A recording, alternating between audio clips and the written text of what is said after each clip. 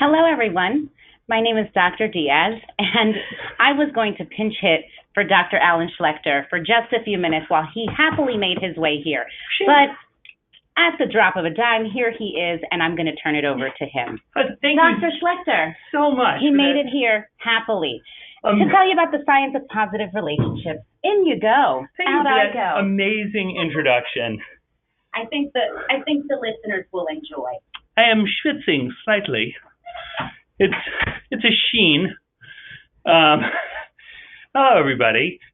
We are going to talk about one of my favorite things to discuss with well-being. There is nothing more highly correlated with your well-being than your positive relationships. And so today how do I advance the slides?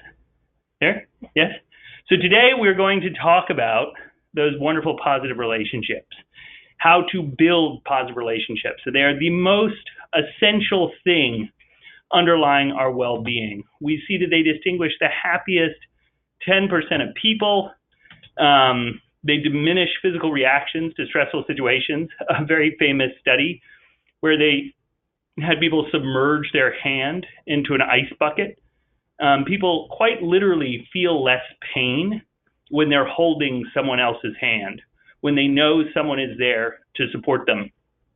If someone comes and is standing next to them but is not holding their hand, is not clearly supporting them, they actually don't feel less pain.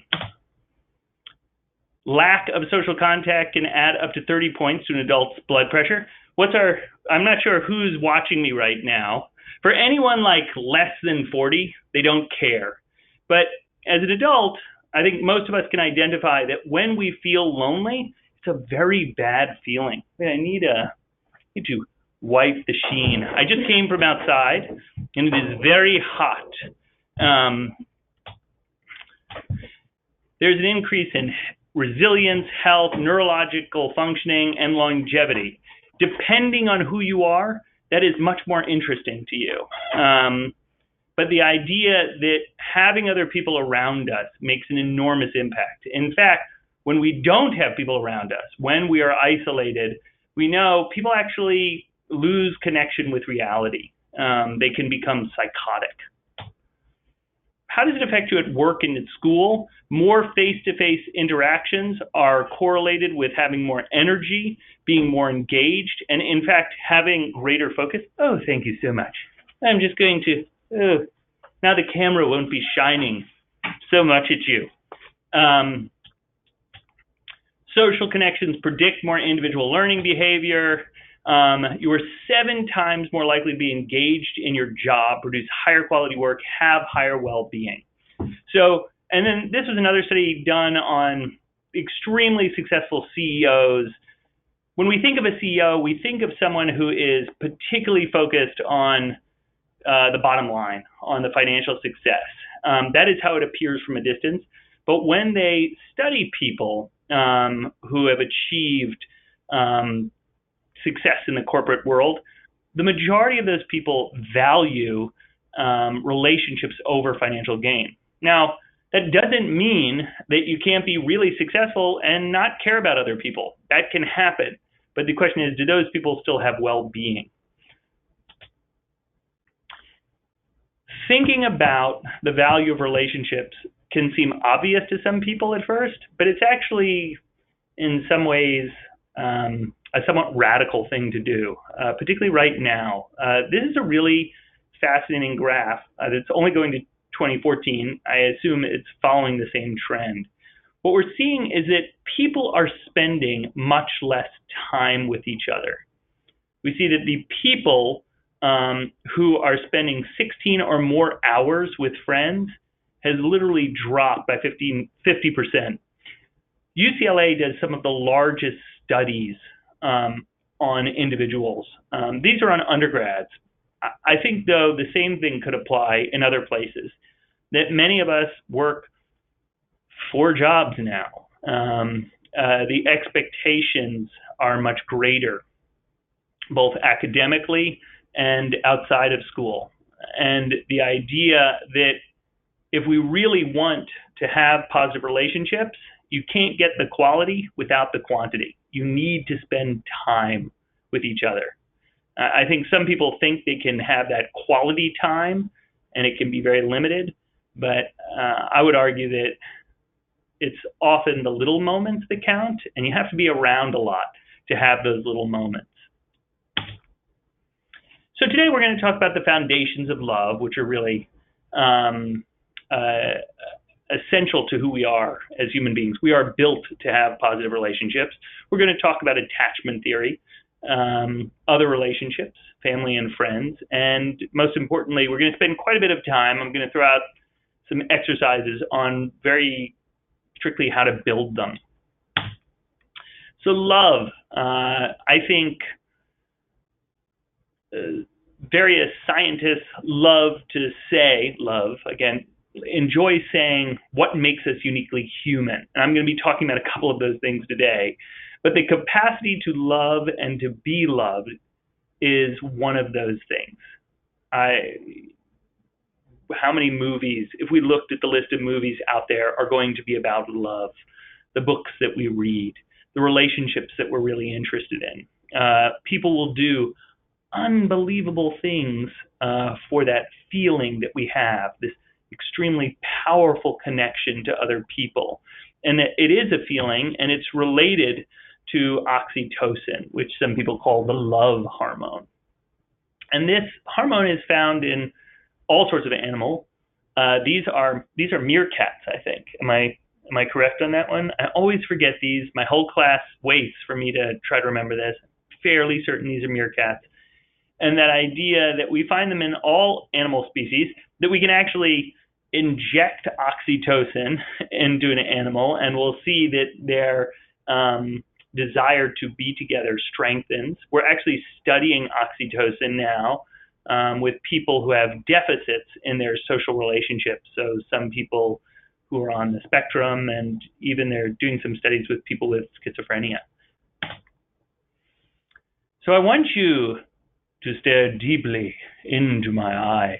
Or if you're watching this webinar with someone else, you can stare deeply into the eyes of the person next to you.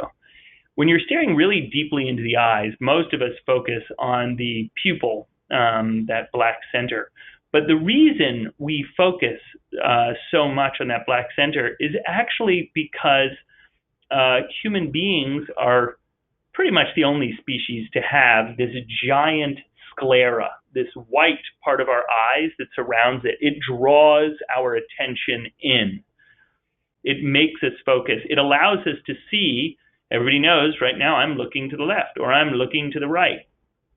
For most animals, this would not be a useful thing because if I see some food I want to eat, I don't want to let the other animals know what I'm looking at. But for human beings, we have been built for connectivity.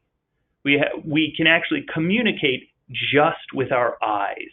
And we all have experienced the difference between somebody paying direct attention to us versus someone speaking to us and looking away, or if you are caught phubbing, which is when you are texting somebody while you're trying to have a conversation with them. So we are quite literally built for positive relationships. This is one of the challenges with a lot of technology, which is we don't get to take advantage of our eyes when we're texting. We don't get to take advantage of all of the other interaction that comes with this. So when we have oxytocin surges, when we take advantage of our oxytocin, when we're having a difficult moment and we know to reach out to other people, which I'm going to talk about later, but oxytocin can surge during pregnancy, when mothers are bonding with their young, for fathers, also during a partner's pregnancy, for couples, for people who enjoy social relationships. It increases level of trust, encourages generosity. It reduces social vigilance. So that idea of our tendency to be cautious around other people, this allows us to want to engage with them. It can encourage people to be more pro-social. And I was bringing up the eyes before, it actually encourages eye contact. So we are built for relationships, and our brains are actually wired for them. Attachment theory is the study of how human beings respond within relationships when hurt, separated from loved ones, or perceiving a threat. How do we respond to challenges? How do we reach out for help from others? So Mary Ainsworth studied this phenomena with something she developed called the strange situation test. And this is a test where a mother is playing, I'm pointing at it, but I'm not sure that means anything. Does it mean anything? No, nobody can see this. By the way, do we have questions? Should I be leaving time? Yeah. Okay. So we have a mother playing with their child in a room. And by the way, this can be done not just with a mother, but it can be done with a father. But a parent is playing with their child in a room. A stranger walks in. They observe the child's reaction to the stranger, a very healthy reaction, and this is a child of, let's say, about a year. A very healthy reaction might be that the child moves closer to the mother. They then see how the child reacts when the stranger comes to play with them. They see how the child reacts when the mother leaves the room, which might be the child becoming quite upset. You can actually Google the strange situation test, and they have examples online. They see that the stranger can't really comfort the child, but if there's secure attachment, when the mom returns into the room, the child searches for her, and the mother takes the child. Now, if the mother returns to the room and the child isn't comforted, then that's telling us something else. So Ainsworth described 3 different patterns of behavior with her subjects. 70% of the population is said to be securely attached. They're sad to see the parent leave. They're comforted when she returns. Supportive and affectionate moms can lead to securely attached child. Avoidant, which was about 20%, not upset by parent leaving and or returning. So this is an emotionally unavailable parent, can lead to an avoidant child. And finally, ambivalent, 10%, show distress even before separation and difficult to comfort by the caregiver. And this might be seen with a more critical or rejecting parent, can lead to an ambivalent child. Now, if you're watching this, you are probably not a child. And so you might be thinking, what does this have to do with you? Well, Bowlby proposed that attachment systems operate throughout the lifespan, from cradle to grave. And so now, for everyone watching this, I would like you to take a little test of your own.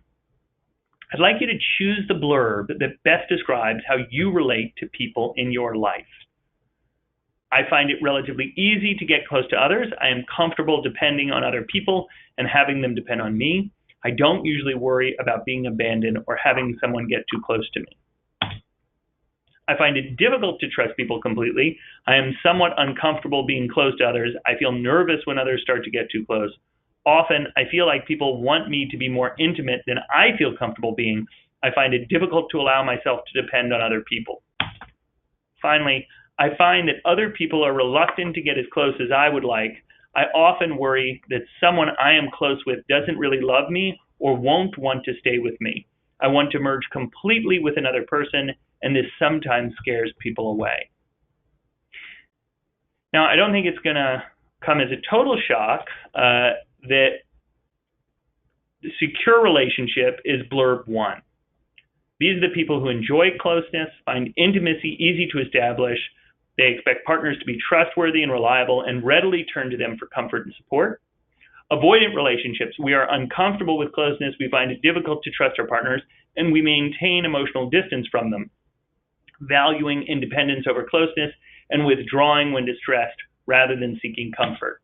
And finally, the ambivalent relationship, we constantly worry about being abandoned. We want more closeness than our partners are willing or able to give.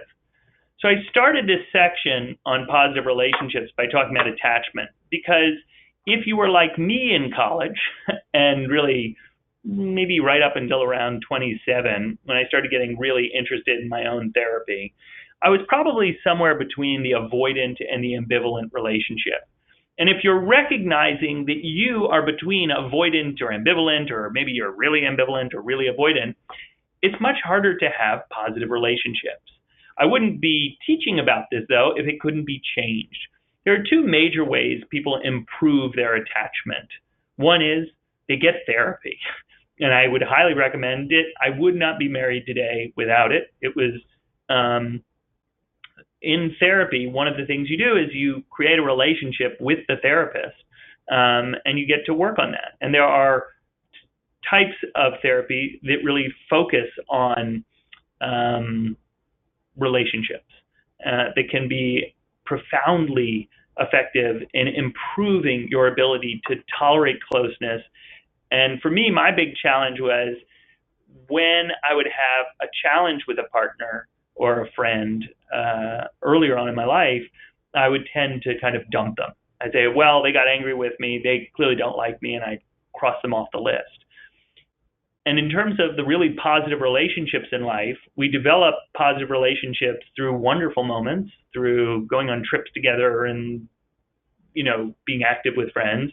We also develop positive relationships by going through difficult times, by having a conflict, seeing that we can survive it, and becoming closer.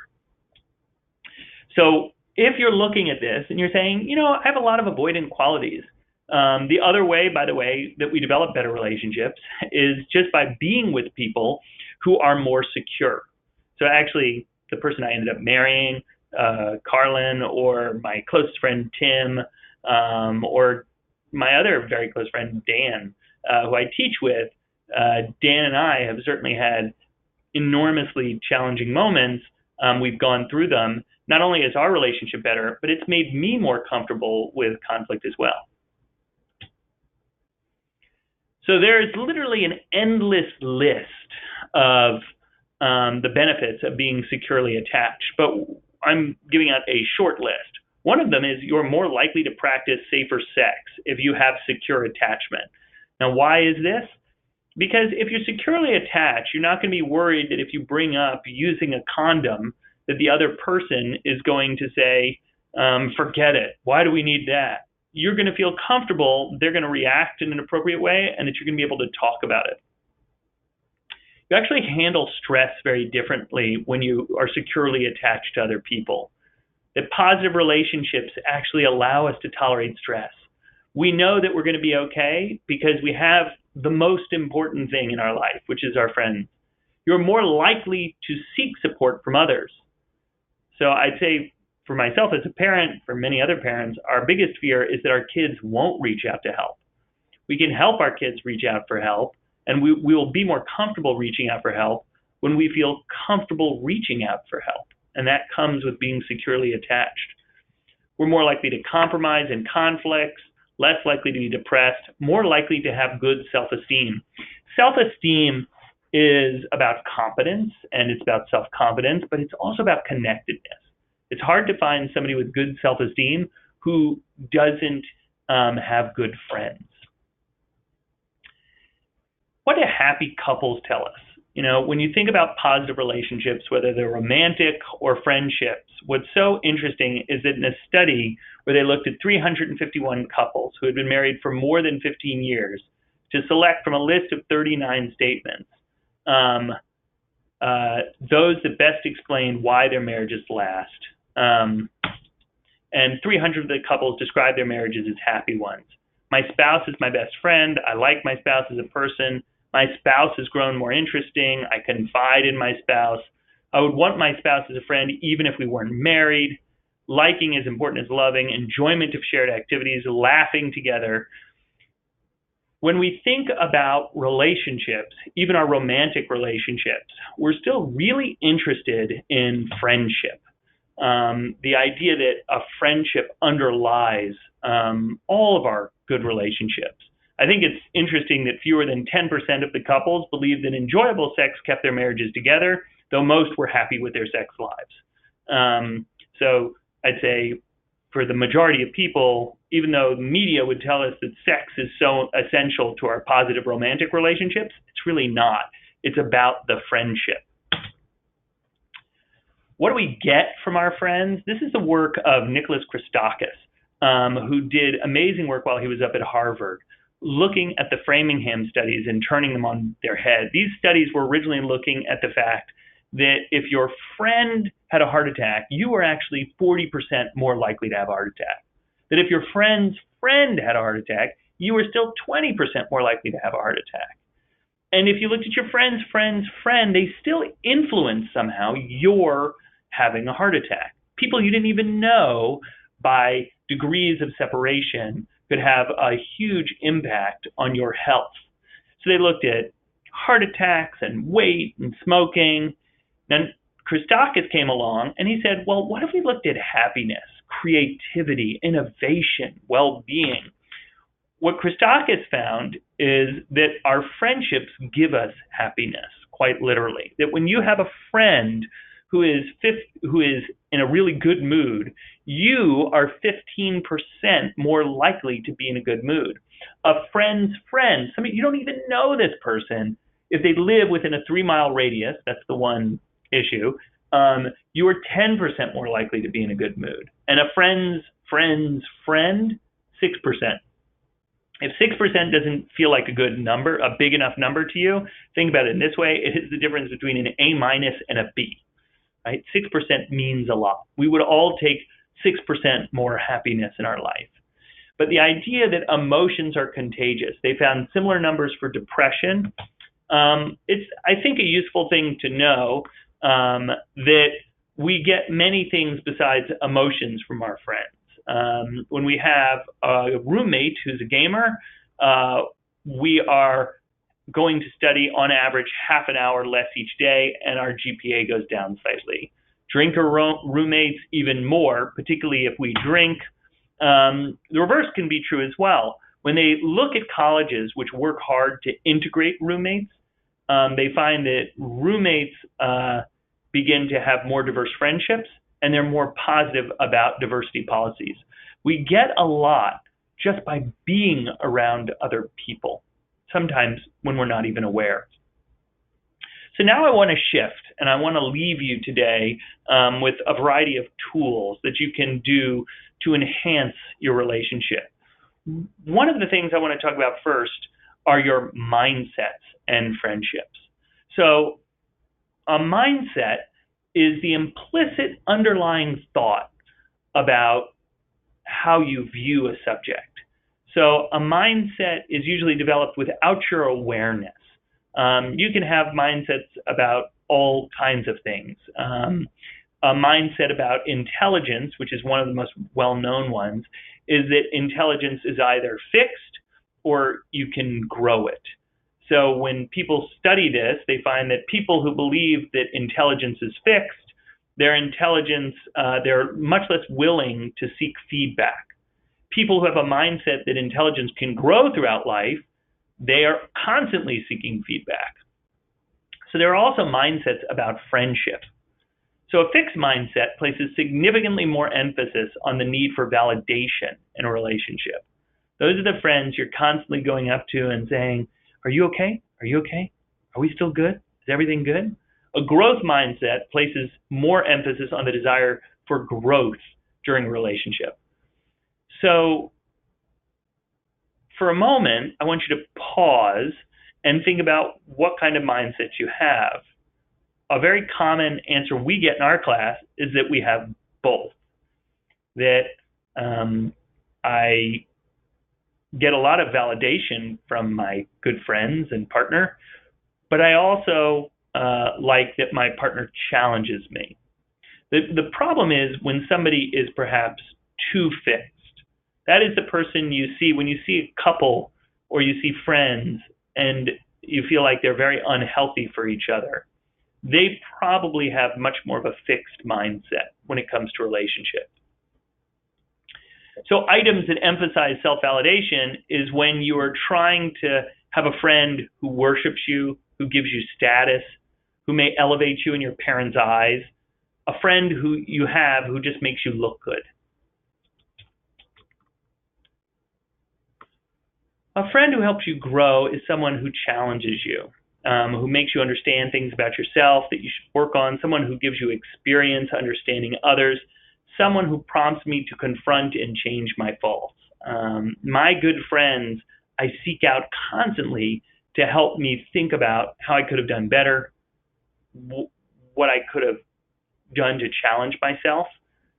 And if we have friends who only yes us, who only tell us that we're right, and if that's all we want from the friendships, we're really missing out on the benefits of positive relationships. So before we even go on to talk about how to have healthier relationships, you have to think about what you are really trying to get out of a positive relationship. So we go to friends when we're having trouble, but actually the majority of times when they look at the interactions between friends, the majority of times that we seek out friends, it is to share good news. I would ask you to pause for a second and think about, in the last 3 months, something really wonderful that happened, and think about what you did shortly afterwards. That you reached out to somebody and you shared it with them. Now, a major component of developing positive relationships is how you respond to your friends when they call you with good news. And this is a very simple model of response styles when a friend calls you. So let's say I call somebody and say, I just got an amazing new video game. There are many different responses. The passive destructive response would be to turn and say, well, I just got a new video game. I have a person, they will go nameless, who does this constantly to me. But if you're watching, you know who you are. But I have a person who does this constantly to me. That no matter what I say to them, like when I got my book contract, I called up and I said, I just got a book contract. And I knew what they would say. They said, oh, I've written a book. And if I say, no matter what it is that I do, their response will be, oh, I've done that. Many people do passive destructive response. They don't realize that it's negative. They think that by them saying what they did, it's actually a way of connecting. But for many people, it's a way of letting others know you're really just wanting to talk about yourself. Passive constructive advice is when you've been really excited to tell somebody something. By the way, just so you all know, I did Zumba this weekend with my mom, and I went and I did Zumba. And then if I turn to a friend and I said, I did Zumba this weekend, and they turn and they go, that's good. So on the face, it looks nice. Oh, cool, that's nice. Good for you. But it's low energy. There's a delayed response. It's muted. And when that happens, there's no way to go on. Active destructive response would be, wow, Zumba's pretty stupid. Why would you do Zumba? I don't believe you. Wow, Zumba sounds super stressful. Were you embarrassed? So again, that's probably not as much that you're going to get from a friend, but there are certain friends who respond that way. The way I'm going to encourage people to respond is what is called ACR, active constructive responding. This is enthusiastic support. This is when we make eye contact. This is authentic. That's amazing. Tell me about Zumba. What was the music like? Was it really loud? Were you looking at everybody else? Oh, tell me how you got over that. I could never do that. Tell me how you do this. Were you good at the steps? I wasn't. I was terrible, just so everyone knows. When we respond with an active constructive style, in studies of undergrads and people beyond graduate school, it increases gratitude, it creates greater closeness, and people report higher levels of well-being. In fact, when people practice this, when people make a point of practicing active constructive responding, they report greater life satisfaction. In some cases, when we share positive news, if the other person has a really high ACR index, if they really get us to share it, people report that the sharing of the experience is even greater than the original experience itself. So asking questions extends the feeling, maintaining eye contact, it engages them through nonverbals, and you also get to smile. So I wanted everyone to have some exercises. How am I doing on time? Should I go over? You're over, right? I'm over? Yeah. Should I go to questions? I should continue. Are people still watching? Yeah. Okay, fantastic. So let's talk about gratitude. Gratitude is our most pro-social emotion. There is no emotion that bonds us. It's like human super glue. Think about any time you have been grateful to someone else. Your feeling is, what do you want to do for them? What's wonderful is gratitude is not only a pro-social emotion, it's also an amazing strength. A strength is something we can grow. I am trying to grow my muscles. It's slow, but it's happening. So how do I develop gratitude? My kids, every night, we do what's called best, best, worst. So I get them to talk about what's best in their day, but in the process, I'm really getting them to talk about what they're grateful for in the day. I also give them a chance to talk about what's worst, although there are many days when just giving them the opportunity to say what's worst, they don't really say anything. 3 good things is an amazing exercise. When people write down at the end of the day what they're grateful for, and perhaps a brief blurb about why. This has been shown as one of the few exercises that we know that increase people's well-being and maintains that increase in their well-being. When we practice gratitude, it's a muscle. We tend to have more of it in our life. Not only do we have more, we express more. For instance, I just want you to know I'm really grateful that you helped organize all of this today. When we practice it and we use it, we're more likely to become connected to others. If you are feeling disconnected from others, a good place to start is with gratitude. Another way to do it is with a gratitude letter. This is where you find someone who you have perhaps not thanked but should have, and you write them a letter. It can be brief, it can be long, about what they meant to you, and then you go and you present that letter. No other exercise in positive psychology showed the increase in well-being that the gratitude letter did, and it lasted for a month. You write that letter, you present it to somebody you care about, it lasts for a month. I frequently get a response, which is, oh my goodness, if I told them all of that, they'd have terrible power over me. In that case, I want you to refer to the section that I gave on attachment and think about that differently. So when we look at the characteristics of really successful relationships, really positive relationships, there also has to be a lot of forgiveness. I come from the Schlechters, are a long line of people who hold grudges, and they love remembering terrible things, and they're huge into Schadenfreude.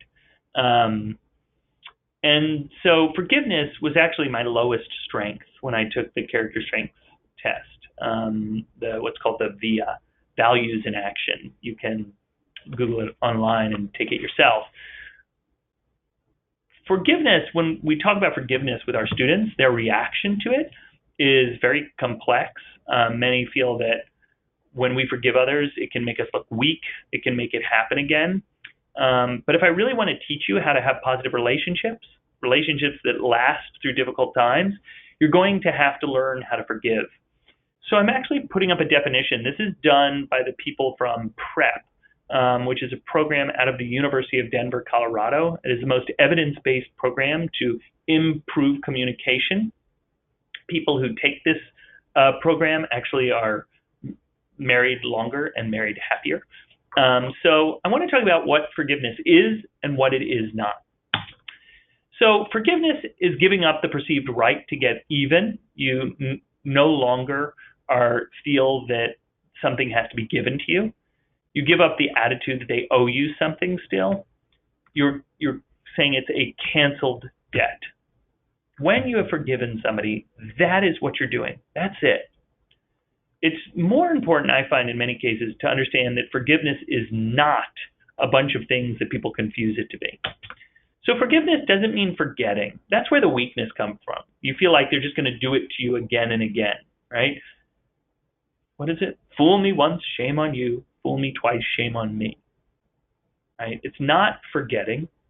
Forgiveness does not mean there aren't consequences. You can forgive someone, but you can still make consequences. Forgiveness, sadly, does not mean that you give up pain or grieving. Though I will say one of the reasons that I encourage people to forgive often is that holding on to a grudge actually doesn't feel very good. I thought it did. It makes me feel powerful sometimes. I used to walk around almost at all times I had a grudge against someone, it doesn't mean that I can't still be sad, but I can forgive someone. And often after I forgive someone, if I give it some time, that feeling passes. Forgiveness does not mean trust. This is a really powerful point. Reconciliation is actually trust plus forgiveness. So you can't have, trust does not come automatically. You can forgive someone and you can decide to trust them again. That is reconciliation. The number of things my children do that require my forgiveness and me trusting them again is uncountable. And that was really hard for me. Forgiveness was my lowest strength, but luckily I married into a family of the most forgiving people in the world, and my forgiveness has changed quite a lot. I'm still actually pretty vindictive. That's something I have to work on, but I'm more forgiving. This can shift, and this has really helped numerous relationships in my life. When I had a challenge with someone, I would get really upset. I think we're done. I'd put them in kind of a done box. But now I can go somewhere else. I'm going to finish off with the platinum rule. The platinum rule is to do unto others as they would have done unto themselves. So the golden rule is to do unto others as you would have done unto yourself. And the golden rule is perfectly good. But the platinum rule, which is, we would argue, more valuable, is when you really want a positive relationship, you're really trying to think about what the other person wants, what the other person needs, what the other person cares about. This requires an enormous amount of work. It is very hard to do. I am not saying it is easy. But I think another really useful tool in maintaining positive relationships is realizing that we have to spend a lot of time, and we think we can mind read. We're not good at it. I'm a psychiatrist. People always joke that, oh, you're reading my mind. I can't read other people's minds. No one can. And most of us think we're better at it than we are. We're not. People are really complex. But when you really try to speak to people and try to understand them and understand how they want to be treated, you have the opportunity for some really amazing positive relationships. So now it's time for some questions. Please clarify support versus enabling roles in a happy, healthy parent-child relationship. This is a wonderful question. And I think it's on everybody's mind right now, whether it is the idea of the helicopter parent or the overly permissive parent. The balance of support versus enabling, one of the techniques I do, and I really got this from my friend Tim, who's from Denmark. And in Denmark, they have a very free-range policy with kids, but they're really constantly thinking about what can my kid do for themselves. If my kid can do something for themselves, I should help them do that. So for instance, with a parent that I'm working with right now, we were talking about how to help their child be more independent, and they mentioned that their child shares a credit card with them. And I said, why is that? I said they should have their own credit card. They should manage their own bank account. They're 20 years old. That's what they need to do. And when I said to the parent is a wonderful parent, but they were like, oh, that's a good idea. When they did it, the kid felt great. They were like, oh yeah, I can do that. Anytime there is something your child can do for themselves, encourage them to do it. It makes them feel good. It is responsibility. And if they try to avoid it, then you have to think about really pushing them to do it. Don't accept that avoidance. That when they're actually doing it, you explain to them, you are now, when my daughter turned 10, I was like, you are now tall enough, you can help with the dishes. And that actually makes them feel good. It makes them feel like they are part of the house. It gets back to that idea, I am part of the camp. I don't like the word chores, but I do like the idea that we all help in the house any way we can. Marlo, my younger daughter, she is not tall enough to get the dishes. She sets the plates out. I bring them out, she sets them out, and she makes name tags for everyone. That's what she likes to do, and it actually makes the table really nice. This can be really hard, though. Some kids really resist that freedom, and I can't encourage it enough. They may want a lot of your guidance. They may want a lot of your validation. That's okay, but push them towards that freedom. Another question, what was the test you mentioned? It's called Values in Action, VIA, viacharacterstrength.org. It's by a guy, Ryan Nemec. You can, if you Google literally the letter VIA, character strengths, it will appear. And it's like 120 questions. They have one for adolescents as well. When you use your top 5 character strengths in new and novel ways each day, it is another one of the ways we know to increase your well-being and maintain that increase in well-being. I mean, as a parent, it's what we're all looking for in our kids, to find out what their character strengths are. If your child's character strength is kindness, figuring out how they can participate in community service in some way, that brings out their character strength. I have 3 children, and they all think the other ones are more loved and get treated better. Many small fights escalate because of this. How can I change their mindset on this? This is a wonderful question. Well, this may be an obvious answer, but to start with, there is no equal. And saying that often is really useful, that I can never love you equally. What I try to do is love you fairly, because kids need to be loved in very different ways. They require different things. And so really focusing on the fairness is what's hard. This is a really challenging thing with 2 kids. It's really, I just imagine, much harder with 3 kids. Sometimes it's by working covertly. I think covert parenting, I really argue for that, so that if you can have moments apart with your kids, that's really helpful, and remind them that this is your moment apart so that you can really share this moment. I used to want to always keep us together as a family, but actually I found that being able to have us separated, that's when my kids often say the things that are really on their mind. And we do stuff still largely together, but when we can, we do stuff apart. 2, 3, 4, 5, 6. So that is another thing I do, working covertly to be apart. By the way, you can also create a kindness chart. This worked really well, but you have to keep promoting it. That we had a kindness chart, that when we saw the kids being kind to each other, and we'd set up moments, like when our kids would both want to go first, we'd say, all right, who's going to be the kinder one here? And whoever volunteered first, they would get a sticker on their kindness chart, and when they got enough stickers, they would get a reward. But you can encourage kindness.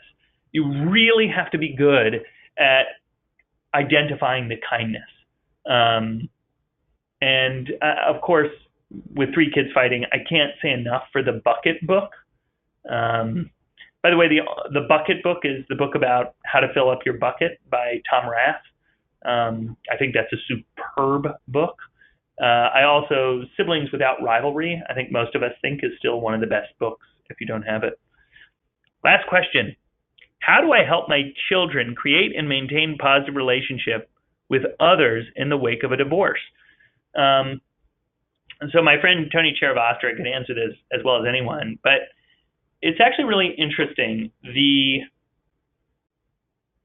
evidence is that if there's terrible fighting in the house, you should get divorced. It is a good thing for the kids, but how you get divorced really impacts how the kids do. So there was a period of time when Massachusetts mandated family therapy for all families going into divorce, although I think the funding ran out of it. The evidence is if you can get divorced and maintain a really positive relationship, You can see that in The New Adventures of Old Christine, which was a favorite show of my wife and I.